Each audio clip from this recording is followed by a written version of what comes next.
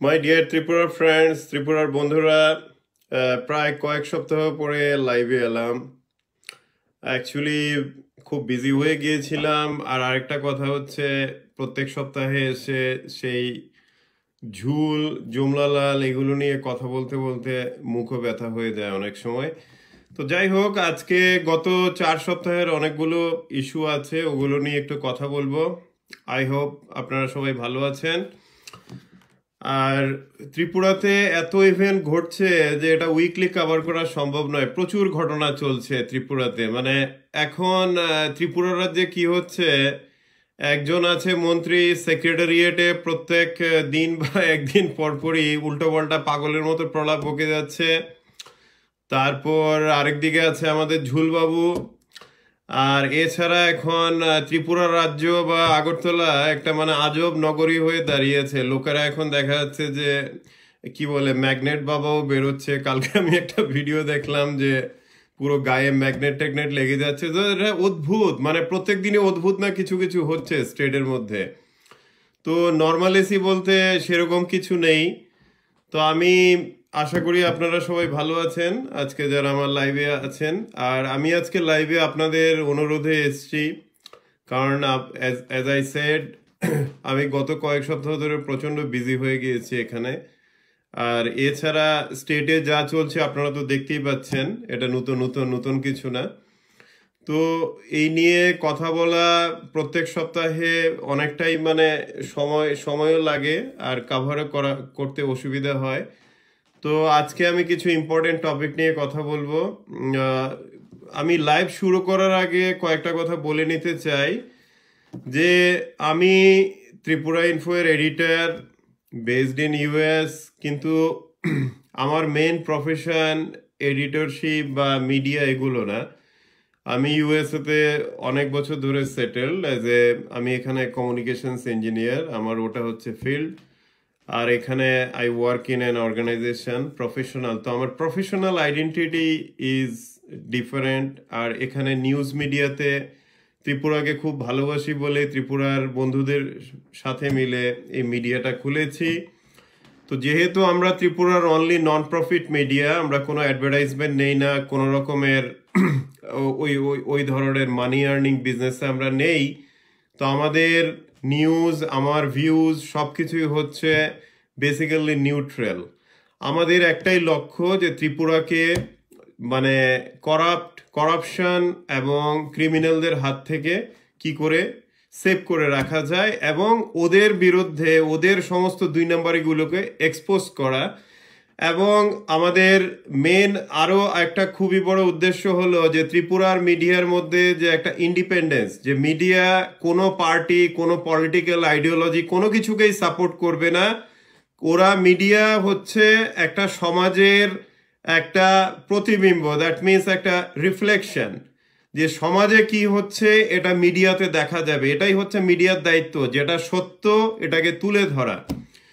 তো যেহেতু ত্রিপুরা রাজ্যে আপনারা জানেন যে যেসব মিডিয়া আছে কাজ করতে চায়, ওদের উপরে এরকম প্রেশার চারিদিক থেকে, পলিটিক্যাল পার্টি বা এখন রানিং গভর্নমেন্ট থেকে, যে কাজ করা খুবই কষ্ট। তারপর জানেন ত্রিপুরাতে কয়েকজন সাংবাদিক মার্ডার হয়েছে, প্রত্যেক সপ্তাহেই সাংবাদিকদের উপর আক্রমণ চলছে। তো এটা খুব খারাপ অবস্থা গণতন্ত্র। এটা খালি ত্রিপুরা না, এটা চারিদিকেই চলছে, ইন্ডিয়ার চারিদিকে এটা চলছে এখন। তো এই জন্য এত বাধার মধ্যে থেকেও আমি কেন ত্রিপুরাতে মিডিয়া চালাচ্ছি, কারণটা হচ্ছে যে ত্রিপুরাতে গণতন্ত্রটাকে ধরে রাখতে হবে। যারা নাকি ক্রিমিনাল, যারা একদিকে সরকারের ক্ষমতা আছে আরেকদিকে গুন্ডাদের ক্ষমতা আছে, তারা যাতে আমাদের কণ্ঠরোধ না করতে পারে, এবং সাধারণ মানুষের যে বক্তব্যগুলো, সাধারণ মানুষের যে দুঃখ কষ্টগুলো, এগুলো যাতে আমরা মিডিয়ার মাধ্যমে আপনাদের সবাইকে জানাতে পারি যে কি হচ্ছে ত্রিপুরা রাজ্যে। যেমন জিবি হসপিটালে কি অবস্থা, কোথায় কে কোন মন্ত্রী গাঁজা চাষ করছে, কোথায় কোন করাপশন হচ্ছে, কোথায়, এই সমস্ত কিছু তুলে ধরা, সমাজের সত্য ঘটনাগুলো পলিটিক্যাল পার্টির ঊর্ধ্বে গিয়ে, এটা হচ্ছে আমাদের মিডিয়ার দায়িত্ব। এই দায়িত্বটা অনেক মিডিয়াই ত্রিপুরাতে পালন করতে চায়, কিন্তু বিভিন্ন বাধ্যবাধকতায় পালন করতে পারছেন না। কারণ ওদের উপরে প্রচন্ড রকমের থ্রেট, প্রচন্ড। আমাকেই দেখুন, আমি মিডিয়া চালাই বলে কি না করেছে আমার সাথে বিপ্লব দেব এবং বিপ্লব দেবের সরকার। ভুয়ো কেস লাগিয়েছে, আমার বৃদ্ধ বাবা মাকে টর্চার করেছে, বিভিন্ন দিকে আমার স্টাফেদের টর্চার করেছে, ওরা কি না করেছে, আমাদের সাইট ব্লক করেছে, আমার এগেনস্টে সব থেকে এক্সট্রিম স্টেপ এটা হচ্ছে লুক আউট সার্কুলার জারি করেছে, যাতে আমি ইন্ডিয়াতে যে কোনো এয়ারপোর্টে নামলে অ্যারেস্ট করা যায়। তো এই যে প্রচেষ্টা, এই প্রচেষ্টাতে বোঝা যায় যে বিপ্লব দেব, রতনলাল এবং ত্রিপুরা বিজেপি গভর্নমেন্ট আমাদের ত্রিপুরা ইনফো এর খবরে এবং এই যে সত্য আমাদের প্রকাশনাতে এরা ভীতু, এরা হচ্ছে ভীতু কাপুরুষের দল। বিপ্লব দেব, রতনলালকে আমি গত 2 বছরে কম করে হলো 25-30 বার ইনভাইট করেছি ওপেন ডিবেটে আসতে। এখন তো জানেন ডিবেট সবকিছুই ইন্টারনেটে, জুমে, বিভিন্ন মিডিয়াতে করা যায়। আমি ত্রিপুরা গভর্নমেন্টের কাছ থেকে, বিশেষ করে বিপ্লব দেব, রতনলালের কাছ থেকে আমি জানতে চাইব, আপনারা হোয়াইট পেপার পাবলিশ করুন, শ্বেত পত্রিকা। দ্যাট মিনস আপনারা কি অ্যাচিভমেন্ট করেছেন এই 3.5 বছরে, এটা আপনাদের দায়িত্ব, ত্রিপুরাবাসীরও এটা অধিকারের মধ্যে পড়ে আপনাদের থেকে জানার যে আপনারা জুমলাবাজি ছাড়া 2018 মার্চ থেকে এখন অবধি কি করেছেন। আপনারা শ্বেতপত্র বার করুন। কারণ যেখানে যে রাজ্যের মুখ্যমন্ত্রী 1 মাসে বলছে কি বলে 5.5 লক্ষ রোজগার হয়ে গেছে, পরের কয়েক সপ্তাহ পরে বলছে 23,000 গভর্নমেন্ট জব হয়েছে, তারপরে আবার বলছে 9,000 হয়েছে, আবার বলছে, আবার দেখা যাচ্ছে রতনলাল দিচ্ছে এক ফিগার, বিপ্লব দেব দিচ্ছে আরেক ফিগার। তো আমার কথা হলো, এই মিথ্যা ভাষণ করে, মিথ্যাচার করে ত্রিপুরার মানুষকে টুপি পরিয়ে কতদিন আপনারা ক্ষমতায় থাকতে পারবেন? Your time is limited and that time is ticking very fast, so be ready. আর ত্রিপুরাতে এখন যা দেখা যাচ্ছে যে মিডিয়ার উপরে আক্রমণটা তো চলেই আসছিল, এখন এটা এমন পর্যায়ে গেছে যে মিডিয়া ভয়ে কিছু লিখতে পারে না, যদিও কিছু মিডিয়া চেষ্টা করছে লিখতে, কাজ করতে চেষ্টা করছে। কিন্তু আমার কথা হলো যে ত্রিপুরাবাসীকে জুমলাবাজি করে বোকা বানিয়ে কতদিন আপনারা রুল করবেন ভাবছেন? That's not possible. This is democracy. Democracy, you behave like a stupid or corrupt, people kick you out. That's how democracy works. আপনারা জানেন যে কতগুলো গুড নিউজ আপনারা দেখেছেন গত কয়েক মাসে, যে ইন্ডিয়ার, ভারতবর্ষের মানচিত্রে পলিটিক্যাল ম্যাপটা কিভাবে চেঞ্জ হচ্ছে। আপনারা একটা জিনিস বুঝতে চেষ্টা করুন, যারা বিজেপিতে আছেন আমার কথাগুলো কান খুলে শুনুন আমি কি বলছি এখন। আপনারা এই গেরুয়া কাপড় আর মাথায় গোমূত্রের মতো আইডিয়াগুলো না রেখে আপনারা চোখ কান খুলুন, দেখুন কি হচ্ছে সারা ভারতবর্ষে। সারা ভারতবর্ষে বিজেপি পার্টি প্রায় ধ্বংসের পথে। আপনারা দেখুন, ওয়েস্ট বেঙ্গলের হারটা তো এটা নরেন্দ্র মোদী, অমিত শাহর ব্যক্তিগত হার এটা, কারণ ওনারা 3 মাস ধরে প্রায় প্রত্যেক দিনই যাচ্ছেন ওখানে, সভা করছেন, এই করছেন, 1000 কোটি বা আরো উপরে ঢালা হয়েছে। এত কিছু করেও, মার্কেটিং করেও ওয়েস্ট বেঙ্গলে বিজেপি কেন গোহারা হারলো? কেন? কারণ হচ্ছে বিজেপির প্রবলেমটা হচ্ছে, এই পার্টিটার প্রবলেম হচ্ছে এদের ডিএনএতে মার্কেটিং আর বাটপারি ছাড়া কিছু নেই। এই কারণে কি হচ্ছে আপনারা দেখবেন, বিজেপি পার্টিটা হয়ে গেছে কিছু গুজরাটি বিজনেসম্যানদের একটা আউটলেট। এটার মানে হলো, আপনারা জানেন যে গুজরাটিরা বিজনেসে খুব এক্সপার্ট, কিন্তু এমন না যে সবাই সৎ বিজনেসম্যান, অসৎ অনেক আছে, 2 নম্বরই বাটপার অনেক আছে। তো বিজেপি পার্টি যদি আপনারা ওভারঅল দেখেন, যারা বিজেপিতে আছেন খুব মনোযোগ দিয়ে কথাগুলো শুনুন আমি কি বলছি। আপনারা বিজেপি পার্টির ফাংশনগুলো দেখুন, ওরা কিভাবে অপারেট করে।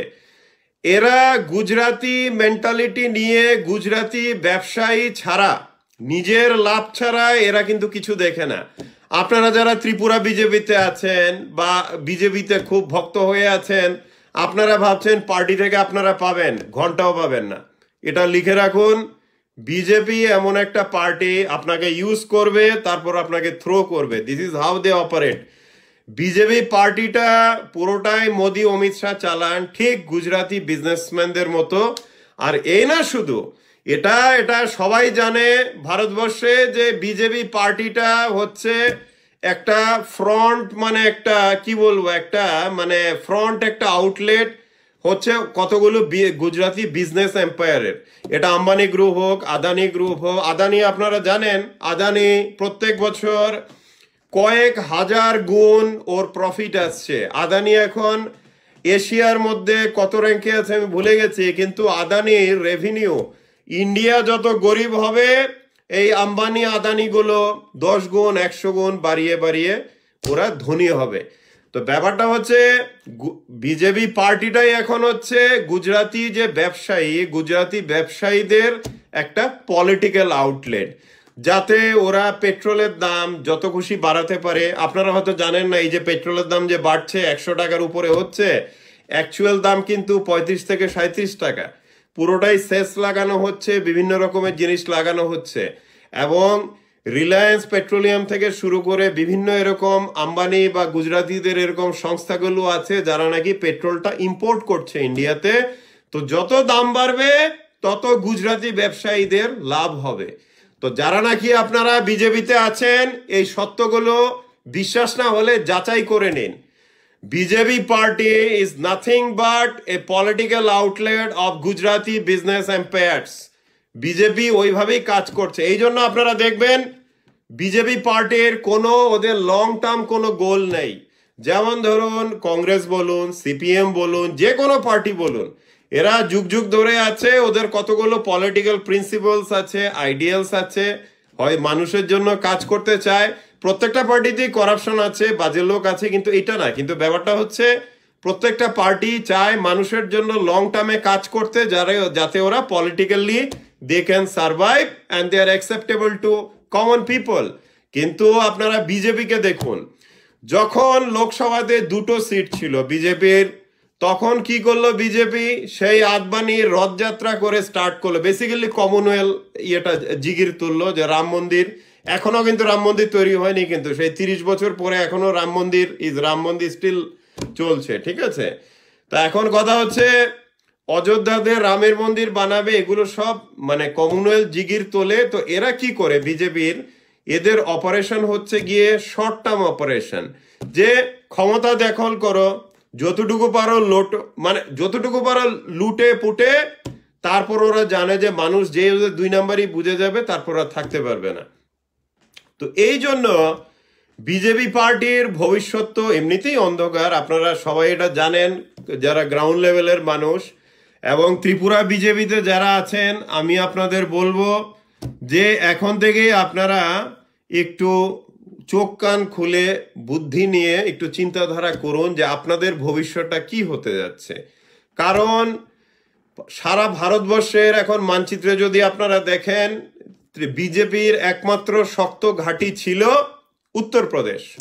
উত্তরপ্রদেশে লোকাল বডি ইলেকশনে গোহারা হারছে বিজেপি, এবং মোদি এবং আপনার কি বলে যোগী, এদের এখন রিলেশনগুলো পুরো স্ট্রেইন হচ্ছে। তো কথাটা হচ্ছে, যেই একটা পার্টি পুরো বাটপারির উপরে দাঁড়িয়ে, পুরো জুমলাবাজি বাটপারি, মানুষকে ধোকা দিয়ে ভোট নিয়ে ওরা লুটবে, তো ওদের ফিউচার আর কি হতে পারে? এই যে মোদি অমিত শাহ এতবার ওয়েস্ট বেঙ্গলে আসার পরেও, যেখানে অ্যান্টি ইনকুবেন্সি হাই ছিল মমতা ব্যানার্জির এগেনস্টে, তারপর তৃণমূল কি করে 200 সিট পায় আর বিজেপি কি করে গোহারা হারে? কারণটা হলো যে মানুষ বোঝে যে বাটপারি জুমলাগিরি করে দেশ চালানো যায় না। বিজেপি হচ্ছে এমন একটা পার্টি, এটা হচ্ছে পুরোটাই গুজরাটি বিজনেসম্যানদের একটা পলিটিক্যাল আউটলেট। আদানি আম্বানি যা বলবে, মোদি অমিত শাহ থেকে সবাই ওটাই করবে। এটা হয়তো বিপ্লব দেব হয়তো বুঝবে না, বা বোঝার হয়তো সেই ক্যাপাসিটি বা যোগ্যতা নেই, কিন্তু বিজেপির ভারতবর্ষে পলিটিক্যাল ফিউচার একদমই জিরো বলা যেতে পারে।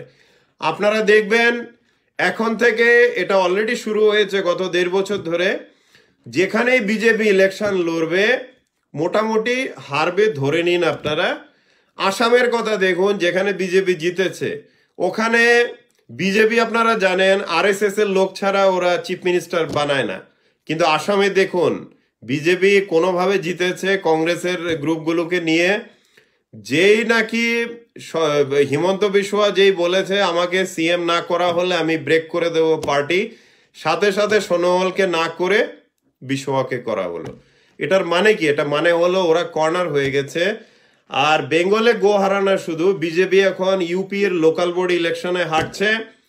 এবার ত্রিপুরা বিজেপিতে যারা আছেন তাদের উদ্দেশ্যে আমার একটা বক্তব্য হলো যে আপনারা কি ভাবছেন এখন, যে ত্রিপুরা রাজ্যে যে 60টা যে বিধানসভা যে সিট আছে 2023 ইলেকশনে আপনারা কোনটাতে জিতবেন? কোনটাতে আপনারা ভাবছেন যে আপনারা জিতবেন? 2023-এ ত্রিপুরাতে বিজেপির খালি ভরাডুবি হবে না, খালি ত্রিপুরা রাজ্য থেকে বিজেপি চিরকালের জন্য মুছে যাবে। এটা এটা সবাই এখন বুঝতে পারছেন যে এই পার্টি বাটপারি ছাড়া কোনো কিছুতে নেই। আমি বিপ্লব দেব, রতনলাল তো কংগ্রেসই, মানে কংগ্রেসই বলা যেতে পারে, বিজেপির কিছু না। কিন্তু আমি বিপ্লব দেব এদেরকে দোষ দিই না, কারণ এরা এমন একটা স্কুল থেকে এসছে, মানে স্কুল অফ থট বা স্কুল অফ প্র্যাকটিস, যেখানে বাটপারিটাই হচ্ছে মেইন। বাটপারি ছাড়া কিছু হয় না। না হলে দেখুন ত্রিপুরা বিজেপিতে এই যে 2018-র এই যে 11 ফেব্রুয়ারি সোনারতরী হোটেলে যে ভিশন ডকুমেন্টটা যে পাবলিশ যে করা হয়েছিল, সেটাতে যা যা লেখা হয়েছিল যে 50,000 সরকারি চাকরি দেওয়া হবে প্রথম 12 মাসে, দিয়েছে? দেয়নি। তারপরে রেগার মজুরি মিনিমাম করা হবে 340 টাকা, দিয়েছে? দেয়নি। প্রত্যেক যুবক যুবতীদের স্মার্টফোন দেওয়া হবে হাতে, দিয়েছে বিজেপি? দেয়নি। তারপর এরকম লিস্ট প্রচুর আছে বন্ধুরা, প্রচুর। ঘরে ঘরে রোজগার, এই করবে সেই করবে, মিস কলে চাকরি দেবে। তো আমার কথা হলো ত্রিপুরা বিজেপি পার্টিতে যারা আছেন, আপনারা মানুষের কাছে কোন মুখ নিয়ে ভোট চাইতে যাবেন 2023 ইলেকশনে? আপনারা কোন মুখটা নিয়ে ভোট চাইতে যাবেন? আপনাদের অ্যাচিভমেন্ট কি? আপনারা কখনো হোয়াইট পেপার পাবলিশ করেননি। আপনারা খালি অপোজিশনের কে আছে, ওই বাদল চৌধুরীকে জেলে ঢোকাও, এই করো সেই করো, ওই কোন এডিটর কি বলছে। যেমন আমার বিরুদ্ধে এই কাপুরুষরা হাইকোর্টে গিয়েছিল গত ডিসেম্বর মাসে, যে আমার ফেসবুক অ্যাকাউন্ট এটা বন্ধ করার জন্য হাইকোর্ট কিক মেরে সরিয়ে দিয়েছে। So this is how they operate. তো এখন কথা হচ্ছে, একটা স্টেটে আপনারা পাওয়ারে এসে যদি কোনো পারফরমেন্স না করতে পারেন, জুমলাবাজি 2 নম্বরই করে, how long you will survive politically? You are not going to survive. Your political death is coming, so be ready for that. আরেকটা কথা হলো যে ত্রিপুরা রাজ্যে গত 3.5 বছরে যত রকমের অ্যাটাক হয়েছে অপোজিশন পার্টিদের উপর, মিডিয়ার উপরে, সবকিছু। এখন কথা হচ্ছে প্রত্যেকটা কনস্টিটিউয়েন্সি ত্রিপুরার যে 60টা বিধানসভা কনস্টিটিউয়েন্সি আছে, দেখা যাচ্ছে যে 15-20 জন লোকই আছে প্রত্যেকটা জায়গাতে। আগরতলাতে একটু বেশি সংখ্যাটা, ওরাই এসব অ্যাটাকগুলো অর্গানাইজ করে। অপোজিশনদের বাড়িতে অ্যাটাক করা হচ্ছে, ফ্যামিলিকে অ্যাটাক করা হচ্ছে, এগুলো করা হচ্ছে। তো এখন কথা হচ্ছে, যারা আপনারা বিজেপির উর্দি গায়ে দিয়ে ত্রিপুরা রাজ্যে যারা নাকি অপোজিশনদের অ্যাটাক করছেন, আপনারা একবারও বুঝতে পারছেন যে 2023 যে কত কাছাকাছি চলে এসছে? কত মাস বাকি 2023-এর? 2021-এর অর্ধেক কিন্তু চলে গেল, বাকি অর্ধেক চলে যাবে 2022 থেকে তো শুরুই হয়ে যাবে ইলেকশনের সমস্ত কিছু। তাহলে 2023-এ ত্রিপুরায় যখন বিজেপি হারবে, তখন আপনারা যারা এখন হারমাদের মতো চারিদিকে অ্যাটাক করছেন, ভয় দেখাচ্ছেন, বিরোধীদের বাড়ি পোড়াচ্ছেন, মিডিয়াকে অ্যাটাক করছেন, আপনাদের অবস্থা কি হবে একবার ভেবে দেখেছেন? আপনারা একটু ভেবে দেখুন। আপনারা যে এখন গুন্ডামি পান্ডামি করছেন, তারপর কি ত্রিপুরা রাজ্যে থাকতে পারবেন? পারবেন না। আমি আরেকটা কথা বলতে চাই, এটা বিপ্লব দেবের উদ্দেশ্যে এবং ত্রিপুরার আইএএস অফিসারদের উদ্দেশ্যে, যে ত্রিপুরা রাজ্যে গত 3 বছরে 5 জন চিফ সেক্রেটারি হয়েছে ত্রিপুরা রাজ্যে। তো বিপ্লব দেব দেখা যাচ্ছে আইএএস অফিসারদের মানে মুরগির খামারের মতো ট্রান্সফার করছে, একটা খোয়ার থেকে আরেকটা, ওটা থেকে আরেকটা, এইভাবে ট্রান্সফার হচ্ছে। যেমন ডিএম ওয়েস্টকে সরানো হলো সাউথে, আবার 1 মাস যেতে না যেতেই সাউথ থেকে আবার খোয়াইয়ে। তো এই যে ভাবে আইএএস অফিসারদের নিয়ে ফুটবল খেলছে বিপ্লব দেব, রতনলাল, তাতে কিন্তু আইএএস যারা নাকি আছেন ত্রিপুরায় বা আইপিএস অফিসার, এরা কিন্তু টোটালি ফেড আপ বিজেপি এই যে পলিটিক্যাল, মানে কি বলবো, পলিটিক্যাল ক্লাউনদের উপরে। তো এই জন্য আমি বলবো, যারা ত্রিপুরাতে আইএএসরা আছেন, আপনারা সবসময় মনে রাখবেন, বিপ্লব দেব রতনলালের কথাতে আপনারা এমন কোনো কিছু রং স্টেপ ইলিগাল স্টেপ নেবেন না যাতে আপনাদের এই যে former chief secretary Yashpal Singh এর মতো যাতে জেল না খাটতে হয় ফলস কেসে। So this is my message to all current serving IAS, IPS officials in Tripura that do not take any illegal or politically motivated steps because your masters instructed you, because after these masters are no more, after 2023, probably next government will file false cases or whatever criminal cases against you and will put you in jail just like Biplab Dev Ratanlal put ex-chief secretary Joshpal Singh in jail. এটা আপনারা মনে রাখবেন যারা এখন উর্দি লাগিয়ে আছেন, ত্রিপুরা পুলিশে আছেন, আইপিএস এ আছেন, TCS, TPS, all cadres, all government people, you have to understand that you should not dance to the tune of your political master. কারণ সবাই জানে বিপ্লব দেবের বুদ্ধি নেই। রতনলাল, আপনারা সবাই জানেন রতনলালের ব্যাকগ্রাউন্ড আমার বলার দরকার নেই। কংগ্রেসে ছিল সারা জীবন, 2 নম্বরই ছাড়া 1 নম্বরই কোনো কালে করেনি। তারপর নিজের ছেলের হসপিটাল বানাবে বলে সেই মোহনপুরে গাজারও চলছে, রমরমা ব্যবসা চালাচ্ছে। তো এই সব ক্যারেক্টারগুলো যখন আইএএস, আইপিএস এবং অ্যাডমিনিস্ট্রেশনকে এইভাবে মুড়ি মুরগির মতো ট্রান্সফার করছে, ওদেরকে থ্রেট করছে, তারপর ত্রিপুরার যে চিফ সেক্রেটারি ছিলেন পানিশমেন্ট করে ডিমোশন করে ত্রিপুরা ভবনে স্পেশাল রেসিডেন্ট কমিশনার হিসেবে পাঠানো হলো, ত্রিপুরার যে কদিন আগেও যে চিফ সেক্রেটারি ছিলেন।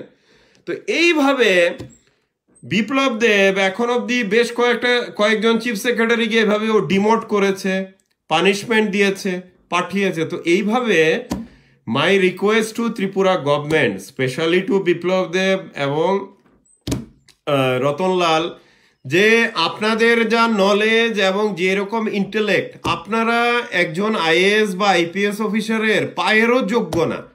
You are not even, equal to the foot of a IAS or IPS officer. So do not insult them, do not transfer them every month, do not demote them. And also I request IAS of IPS cadre to unite and show your power and do not succumb to pressures of these Jumla idiots. So do not do that. Next হচ্ছে গিয়ে ত্রিপুরা রাজ্যে এখন যেভাবে চলছে, কোভিডে আপনারা দেখতে পাচ্ছেন কিভাবে ডেথ হচ্ছে। কোভিডে দেখা যাচ্ছে, এটা পরশু দিনের নিউজ, অ্যাকচুয়ালি গতকালের নিউজের, যে জিবিতে 24 ঘন্টাতে 9 পিপল ডাইড, নতুন ইনফেকশন হয়েছে 428, মৃত্যু বেড়ে 610। তো ত্রিপুরা রাজ্যে বন্ধুরা বিজেপি কেন থাকবে না 2023-এর ইলেকশনে, এটার খুবই সাধারণ ব্যাখ্যা। এটা হচ্ছে BJP as a government বা Biplab Deb as a chief minister is an utter failure. Vision ডকুমেন্টে 2018-তে বিজেপি যতগুলো প্রতিশ্রুতি দিয়েছিল কোনোটার 5%ও করতে পারেনি, কোনোটারই করতে পারেনি। এটা 10,300 দেশের সমস্যার সমাধান হোক, যে কোনো জিনিস হোক, নতুন চাকরি তো দিতে পারেনি বিজেপি, কোনো কিছুই করতে পারেনি। সো আমি বিজেপির ত্রিপুরা রাজ্যে কোনো পলিটিক্যাল ফিউচার দেখছি না। যেমনভাবে সারা ভারতবর্ষ থেকে বিজেপি এখন লুপ্ত হচ্ছে, এখান থেকেও লুপ্ত হবে, ত্রিপুরা রাজ্য থেকেও লুপ্ত হবে, it just a matter of time.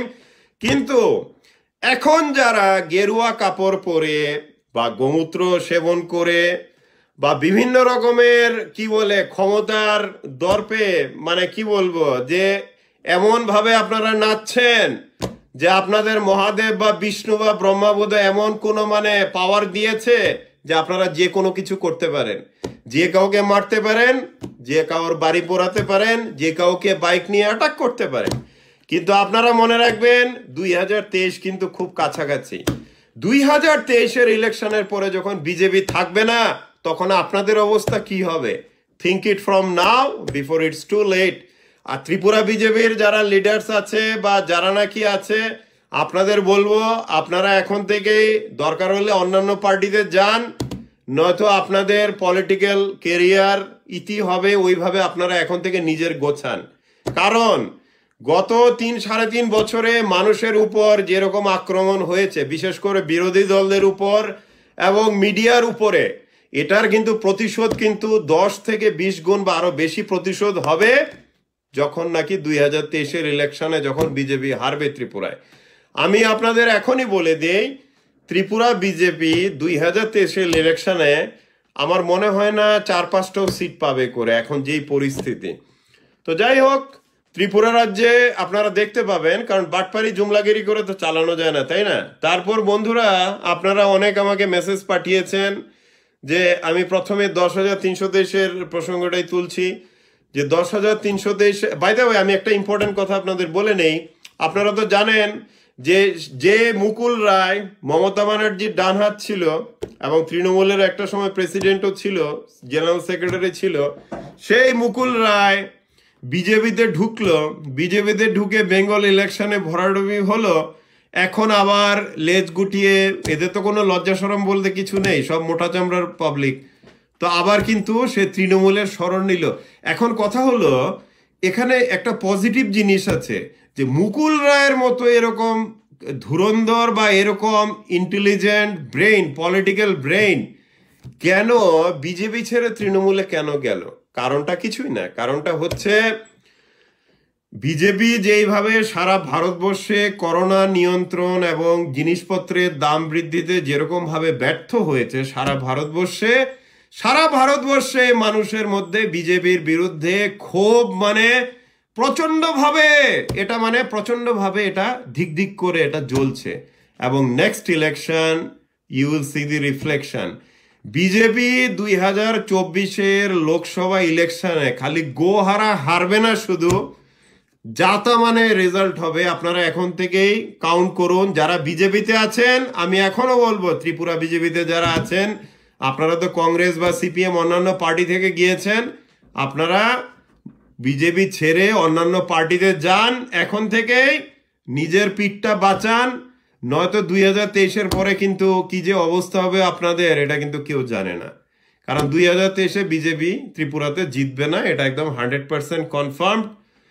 এবং বিপ্লব দেবের এটাই ওর ফার্স্ট, এটাই ওর লাস্ট। আমি শুনেছি ত্রিপুরাতে কিছু পলিটিক্যাল ডেভেলপমেন্ট হতে পারে কয়েক মাসের মধ্যে, যে বিপ্লব দেবকে সরানো হবে না কি করবে এটা জানি না, এটা বিজেপির ইন্টারনাল ব্যাপার। কিন্তু ওভারঅল আমি বলবো ত্রিপুরার মানুষের কাছে বিজেপি আর গ্রহণযোগ্য না। খালি জোর জবরদস্তি গুন্ডামি ছাড়া বিজেপির কাছে কিন্তু আর কিছু নেই। আর বিজেপি পার্টিটা এমন একটা পার্টি, ওদের ডিএনএ দিই প্রবলেম। যে কোনো পলিটিক্যাল পার্টি প্ল্যান করে যে আমরা ভালো কাজ করে, মানুষের মন জয় করে, মানুষকে খুশি রেখে, ওদের ভালোবাসা আশীর্বাদ নিয়ে আমরা অনেক বছর ক্ষমতায় থাকবো, এটা না। কিন্তু বিজেপি এইভাবে চিন্তা করে না। বিজেপি চিন্তা করে আপনাদের মিথ্যা প্রতিশ্রুতি দিয়ে, জুমলা দিয়ে আসবে ক্ষমতায় আসার পরে এবার আপনি যখন যাবেন, যেমন বেকার ছেলেমেয়েরা যখন নাকি চাকরি চাই, বা ধরুন 10,323-এর সিটি সেন্টারের সামনে ওরা প্রোটেস্ট করছিল কয়েক মাস ধরে কনকনে ঠান্ডায়, ওরা যখন যে কেউই যখন দাবি দেওয়া নিয়ে যাবে তখন ওদেরকে লাঠি দিয়ে ঠ্যাঙ্গাও, ওদেরকে মারো। তো বিজেপির এই যে পলিসিটা, যে 2 নাম্বারি করে, বাটপারি করে, জুমলাগিরি করে আমি ক্ষমতায় আসবো, ক্ষমতায় আসার পরে যেই আমার কাছে চাইবে কিছু, আমি ডান্ডা দিয়ে পেটাবো, একদিকে পুলিশ আরেকদিকে হচ্ছে আমার পলিটিক্যাল গুন্ডারা। তো এই যে পলিসিটা, এটা পুরোটাই রং পলিসি এবং এটা বিশাল বড় ফেলিওর। পলিটিক্সে পারসেপশন ইজ এভরিথিং। এখন পারসেপশন হয়ে গেছে বিজেপির এটা একটা বাটপার পার্টি, সবাই বলে এটা একটা বাটপার জুমলা পার্টি, বিজেপির ইয়েটা ফুল ফর্ম ইয়েটা মিনিংটা। তো এখন বিজেপি এমন একটা অবস্থায় চলে গেছে সারা ভারতবর্ষে যে 2 নাম্বারই ছাড়া এই পার্টির মধ্যে আর কোনো জিনিস কেউ দেখতে পায় না। তো ত্রিপুরা রাজ্যেও বন্ধুরা যেটা আপনারা দেখছেন, যে মুখ খুললেই বাটপারি, যে চাকরিতে হয়েছে 23,000 গভর্নমেন্ট চাকরি হলো, আবারও নাকি হয়েছে 9,000 গভর্নমেন্ট চাকরি, তারপর ঘরে ঘরে রোজগার হচ্ছে।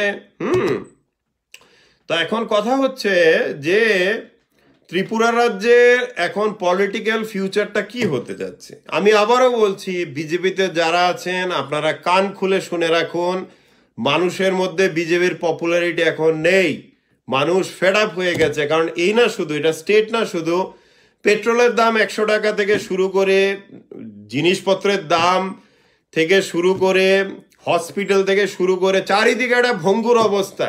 ভারতবর্ষের এই ভঙ্গুর অবস্থা এমনকি ব্রিটিশ আমলেও ছিল না।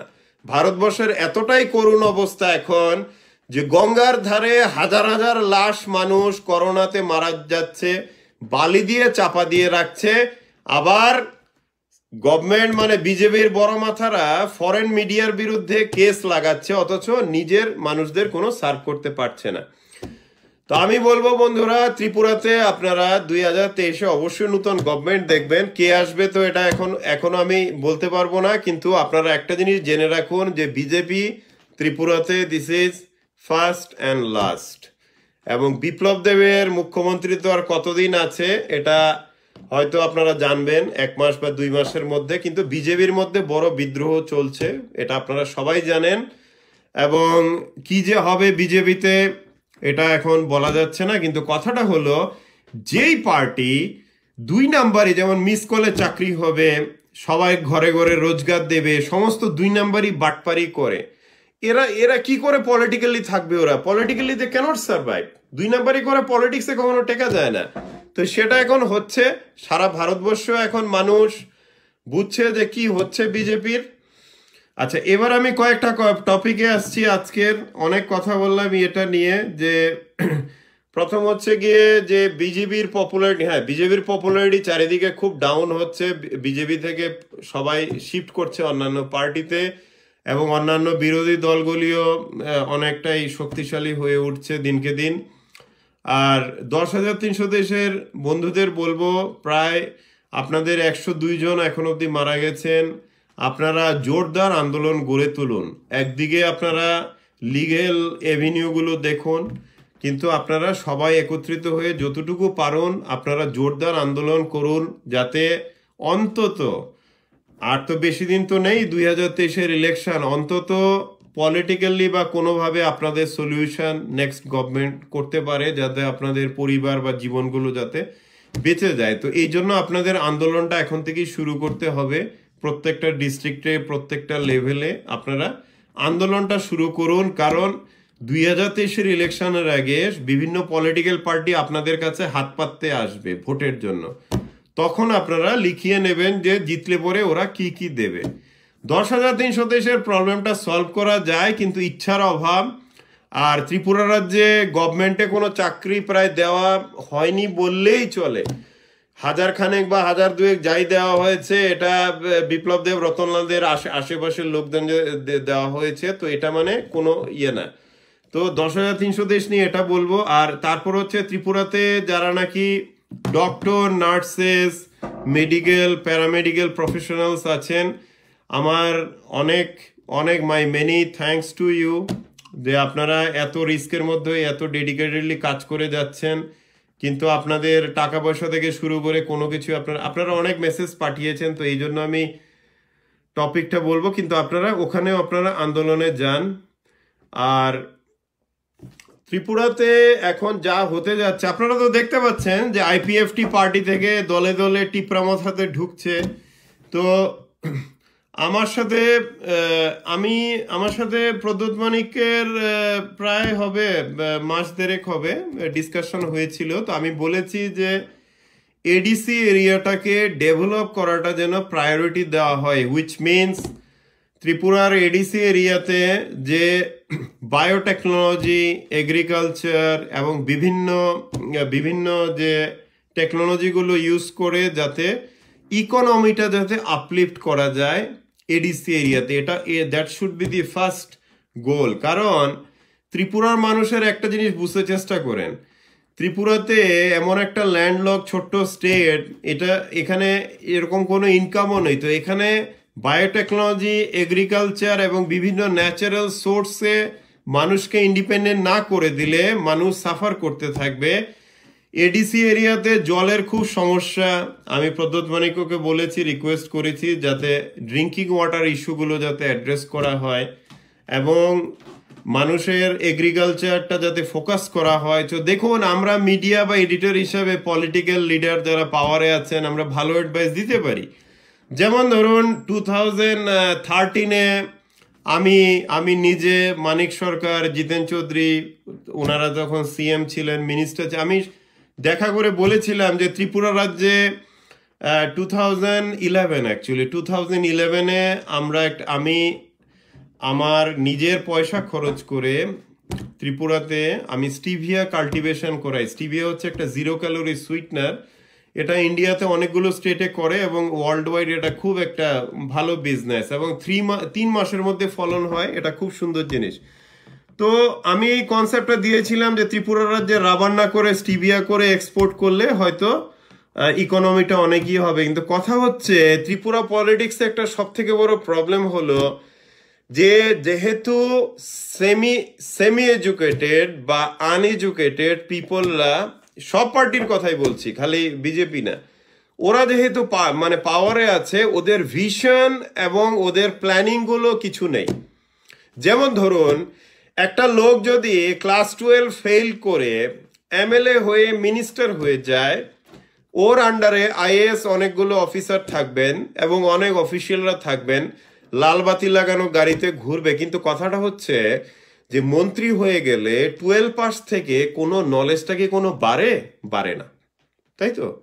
তা এখন কথা হচ্ছে বুদ্ধিমান যারা থাকে পলিটিক্সে, ওরা যারা এক্সপার্ট বা যারা ভিশনারি, ওদের থেকে আইডিয়াগুলো ধার করে বা ওদেরকে ইউজ করে নিজের স্টেট বা নিজের জায়গায় ডেভেলপমেন্ট করে।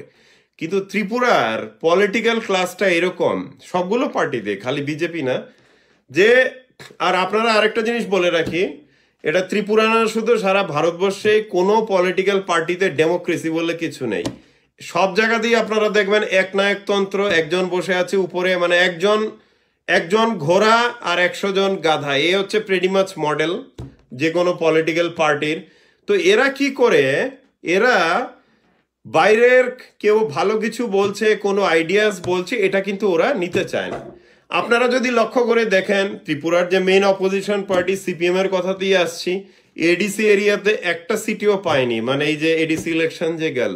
কিন্তু আপনারা দেখেছেন কোনো দায়বদ্ধতা ত্রিপুরা সিপিএম এর যে স্টেট লিডারশিপ, এই লিডারশিপ যদি চেঞ্জ না করা হয়, এবং আপনারা সবাই খুব ভালো করে জানেন যে এডিসি এরিয়াতে বা ত্রিপুরাতে যে 20টা যে 20 যে রিজার্ভ সিট আছে, 20 সিটের মধ্যে যদি সিপিএম যদি সিট না পায় 2023-এ বা বেশি সংখ্যায়, ওরা কিন্তু পাওয়ারে আসতে পারবে না। তো এই জন্য প্রত্যেকটা পার্টিরই ত্রিপুরায় এই অবস্থা যে একটা একনায়কতন্ত্র, একজন বসে আছে উপরে, বাস।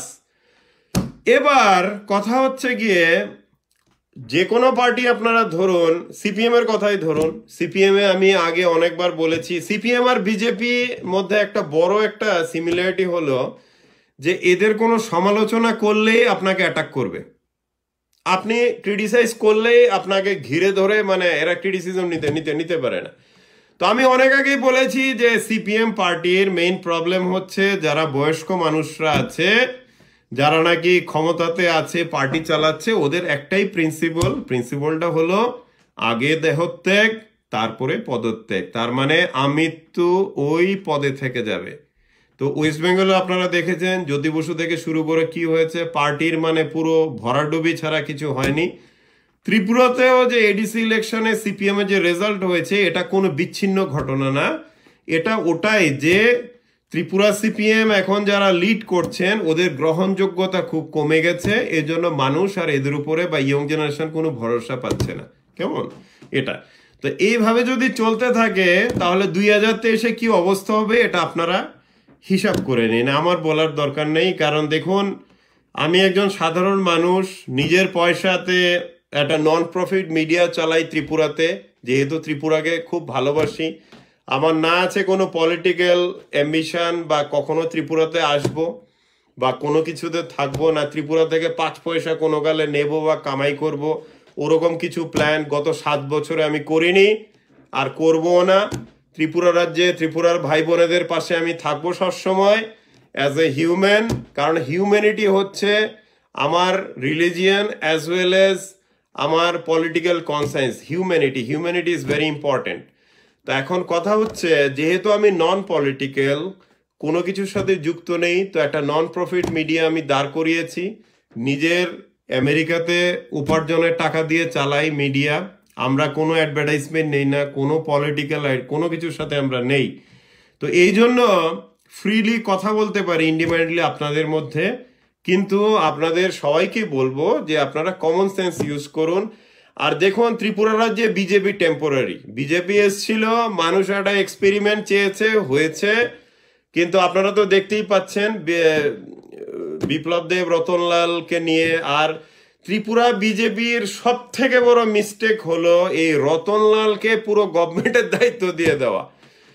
তো এখন ত্রিপুরাতে দেখুন, আমি তো একজন বাইরের মানুষ ত্রিপুরার বলতে গেলে, যদিও আমি একজন মিডিয়া এডিটর। ত্রিপুরাতে এডিসি ইলেকশন হলো, আপনারা জানেন কি হয়েছে। আর কিছুদিন পরে, বেশি দিন তো নেই, 2023-এর ইলেকশন, মার্চ মাস কাছাকাছি, তারপর দেখবেন অ্যাসেম্বলি ইলেকশন হবে। মানুষ কাকে ভোট দেবে না দেবে এটা মানুষের ব্যাপার। আমরা মিডিয়াতে যা হচ্ছে সারা রাজ্যে ওটা আমরা তুলে ধরবো। কিন্তু কথা হচ্ছে প্রত্যেকটা পার্টিতে একটা গণতন্ত্র স্থাপন করাটা খুব দরকার। যে কোনো পার্টিতেই যুবকদের অধিকারটা দিতে হয়। 70-80 বছরের বুড়োরা যদি ক্ষমতা দখল করে থাকে, ক্ষমতার লোভে যদি ক্ষমতা না ছাড়ে, হাত না ছাড়ে, দেখুন 70-80 বছরের মানুষরা শ্রদ্ধেয়, ওনারা বয়স্ক, কিন্তু আপনারা দেখুন এটা ইন্টারনেটের যুগ, মানুষে মানুষে মোবাইলে মোবাইলে খবর দেখে সমস্ত কিছু করে। ওনারা স্মার্টফোন ইউজ করতে জানেন না। সারা পৃথিবী থেকে, মানে পুরো বলাই যেতে পারে পুরো খালি পত্রিকা পড়েন, সারা পৃথিবী থেকে ওনারা কাট অফ। ওনারা কি করে একটা পলিটিক্যাল পার্টি লিড করবেন? How they will make a political party? এটা হয় না। এই জন্য জীবনে সবকিছুর মতো পলিটিক্সেও পরিবর্তন আসতে থাকে এবং মানুষ এই পরিবর্তনটা চায় বলেই আসে। এডিসিতেও যে পরিবর্তন এসছে, মানুষ চেয়েছে বলে এসছে। পশ্চিমবঙ্গে যে এসছে, যেটা পরিবর্তন মোদি অমিত শাহ আনতে চেয়েছিল, কিন্তু মানুষ চায়নি, মানুষ আবার ভোট দিয়েছে যাকে দরকার। ভারতবর্ষের মানুষ এখন জেগে উঠেছে। দিল্লিতে যে হাজার হাজার করোনা রোগীর মৃত্যুর ডেড বডির মানে পোড়ানোর কাঠ অব্দি নেই, এটা খালি সারা মানে ভারতবর্ষ না, সারা বিশ্ব দেখেছে এই দৃশ্য। যে 21st সেঞ্চুরির ভারতবর্ষে রাজধানী দিল্লিতে হাজার হাজার কোভিডে মারা যাচ্ছে, হসপিটালের জায়গা নেই, মানুষ হসপিটালের বাইরে ভ্যানে দাঁড়িয়ে অক্সিজেন সিলিন্ডার কোনো রকমে দিচ্ছে বা কাশতে কাশতে মারা যাচ্ছে।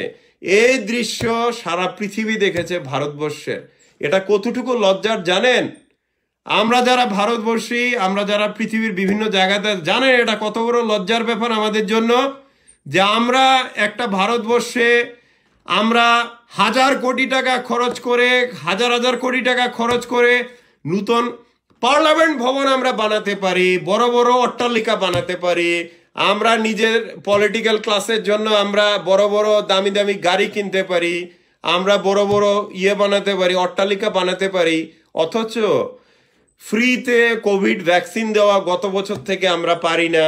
আমরা ভালো ভালো হসপিটাল বানানোর আমাদের টাকা নেই, তাই তো?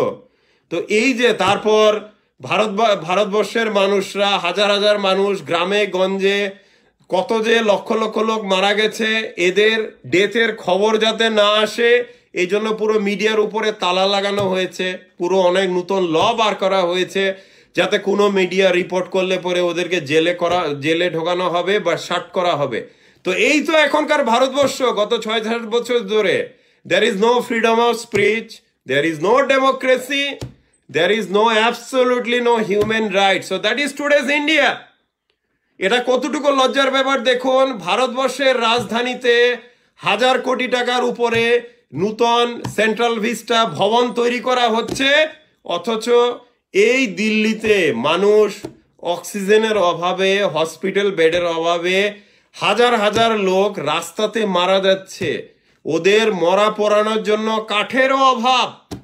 এরকম অবস্থা, ওনাদের আত্মীয় স্বজনরা ডেড বডিগুলো মানে রাস্তাতে রেখে চলে যাচ্ছে। আপনারা ভাবুন এটা কতটুকু লজ্জার ব্যাপার। কিছু ফরেন মিডিয়া কভার করেছে বলে সারা বিশ্ব জানতে পারছে। এখন গভর্নমেন্ট পেছনে পড়েছে টুইটারকে বন্ধ করার, ফেসবুকে বন্ধ করার, ওই ফরেন মিডিয়াকে বন্ধ করার। হ্যাঁ, ভারতবর্ষের মানুষের দুঃখ কষ্টকে অ্যাড্রেস করা, সলিউশন করাটা কি ইম্পর্টেন্ট, না এই যে জুমলাগিরির কারণে যে এত মানুষের মৃত্যু হচ্ছে এটাকে ধামাচাপা দেওয়াটা, সেটা কোনটা প্রায়োরিটি কোনটা? তো এই জন্য বন্ধুরা আপনারা মনে রাখবেন, বিজেপির গভর্নেন্স ভারতবর্ষে এবং ত্রিপুরা রাজ্যে এটা আমাদের মানুষের কাছে একটা বড় অভিশাপ, এবং কালের নিয়মে এবং ভগবানের আশীর্বাদে এই অভিশাপ দূর হবে, এই এভিল দূর হয়ে যাবে। এবং আপনারা দেখবেন ঠিক তাসের ঘরের মতো এই পার্টির আর কোনো অস্তিত্ব থাকবে না আজকে থেকে 15 বছরের মধ্যে। কারণ মানুষকে যন্ত্রণা দেওয়া ছাড়া, এটা কোভিড ভ্যাকসিন হোক, পেট্রোলের দাম হোক, নিত্য প্রয়োজনীয় জিনিসপত্র হোক, গভর্নমেন্ট চাকরি বন্ধ করা থেকে হোক, পেনশন বন্ধ করা থেকে হোক, ব্যাংকের ইন্টারেস্ট রেট কাট করা থেকে হোক, প্রত্যেকটা দিক থেকে ওরা খালি মানুষদের খালি যন্ত্রণা দিয়েছে। মানুষদের যন্ত্রণা দেওয়া, কষ্ট দেওয়া, that is their policy. That's why this evil power and evil party will not sustain long. They are going to die its natural death. এখন দেখুন, গণতন্ত্রে আমাদের অনেকের গর্জে উঠতে হয়, আমাদের কথাগুলো বলতে হয় যাতে গণতন্ত্র আমরা বাঁচিয়ে রাখতে পারি। তো বন্ধুরা মনে রাখবেন, আমি লাইভে আসতে চেষ্টা করব প্রত্যেক রোববার দিন, কিন্তু লাইভে আসি বা না আসি, ত্রিপুরায় গণতন্ত্রকে জাগিয়ে রাখার জন্য, বাঁচিয়ে রাখার জন্য যতটুকু করার যুদ্ধ আমরা করে যাব। আমরা গণতন্ত্রের সৈনিক, and we live for protecting our democracy. Joy Hind.